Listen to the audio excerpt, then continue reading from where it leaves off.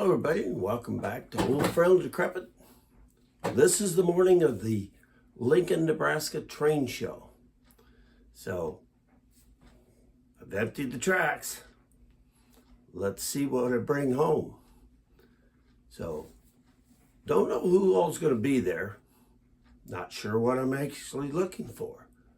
But, I'm going to make a video of what I bring home and the condition it's in, which is always kind of fun. It's kind of a before and after thing. So, stay tuned. Big boy on the rails.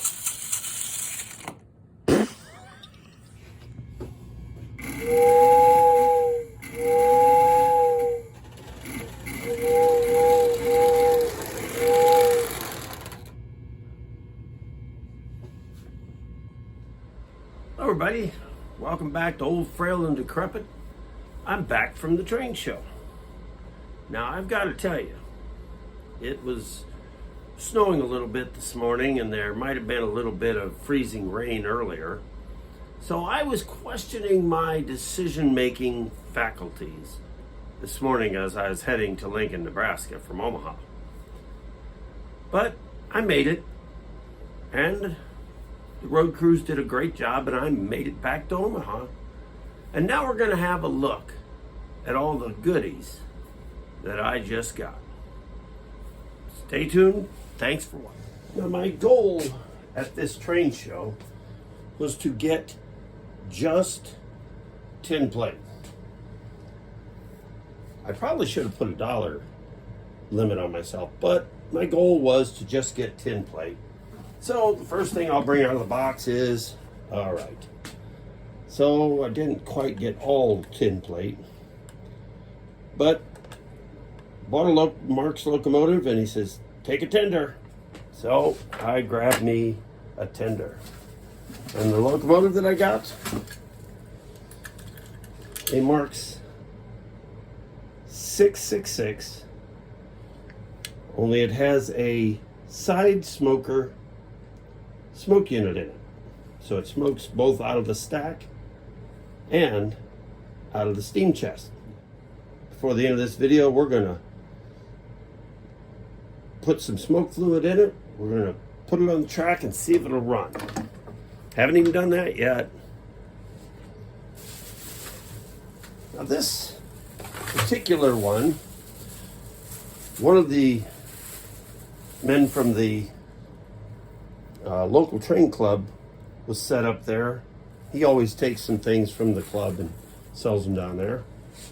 And it was these three Lionel cars, the 6442, 6443, and another 6442. Now, what makes this one is significant to me is I once came home from a train show with one of these. I think it was the observation car. And was going to keep it, and then I got to thinking, if I keep that, that means I'm going to have to dump a bunch more money in it to buy the rest of the cars to fill in the set. I thought, no. So I went and sold it. Well, today they had all three of them there. So how could I resist it, right?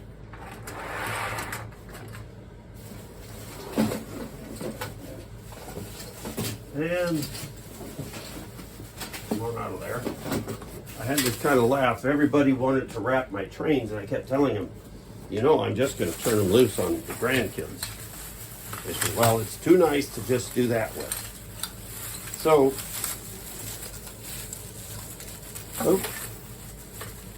got the brake wheel wrapped around the back. There we go.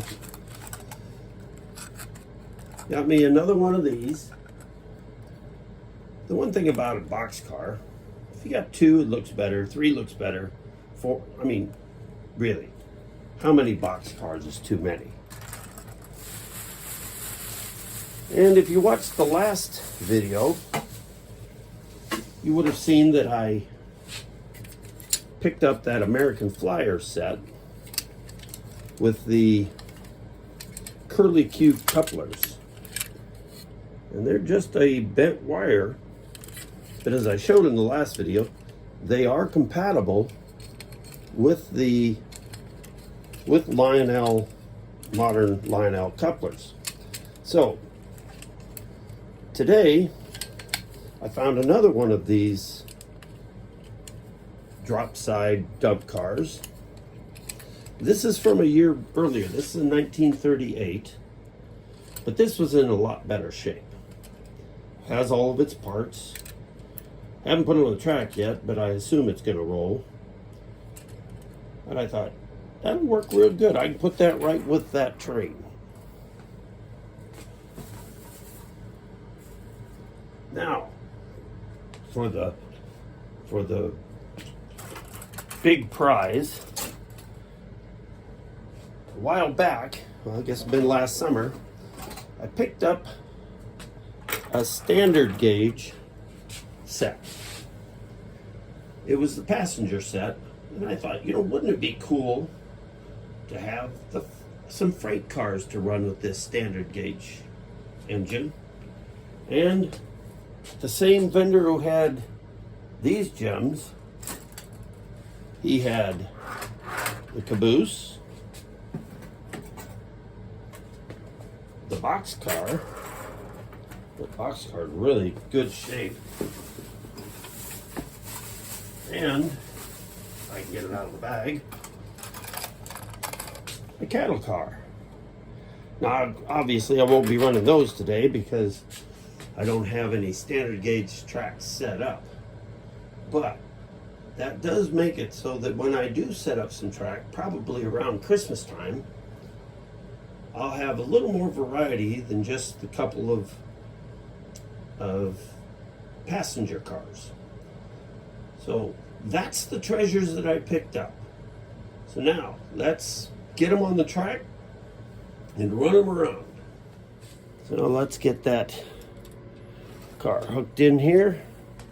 Now the set that I have here is a 6-inch, and this I think they said is a 9.5 from the reference materials that I could look up online. It looks like that coupler's a little bit bent. Will it hook? Yeah, it's gonna hook just fine. That doesn't look too bad. There's the 9.5, there's the 6.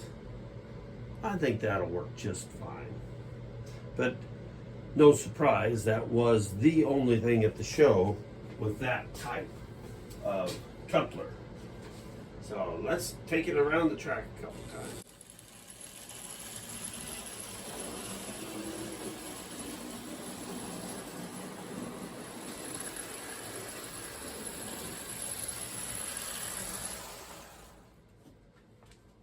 Note to self, make sure the wheels are on the track. Give that another try.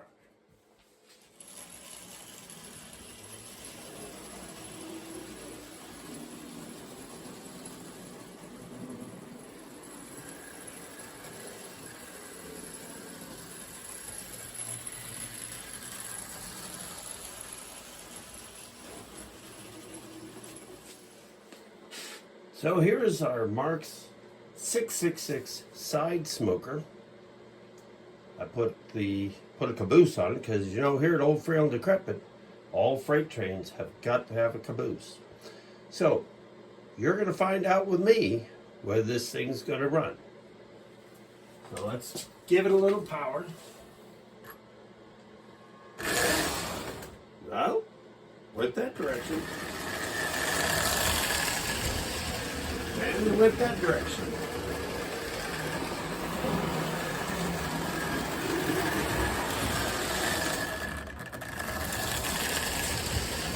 And I don't know if you can see it, but if you watch close at the steam chest, there is smoke coming out of those little ports.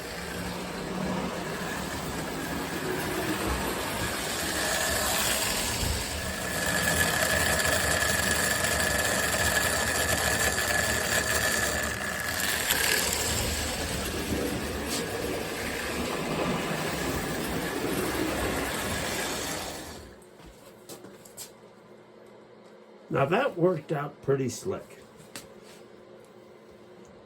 So I do have a 1666 with the side smoke, but I've often wondered if it'd fit in a 666, and we see here it does, and it does work.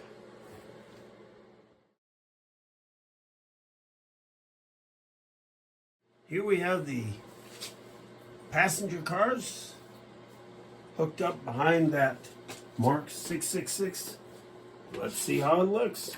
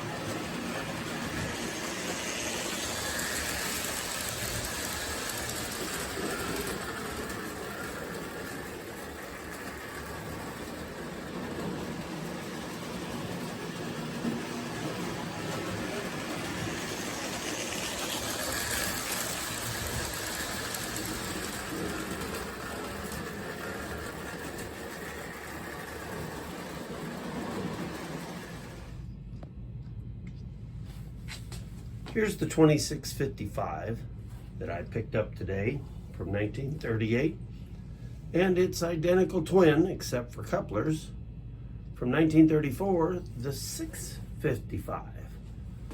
Now I'm going to be running these behind a 258 locomotive, so let's get them running.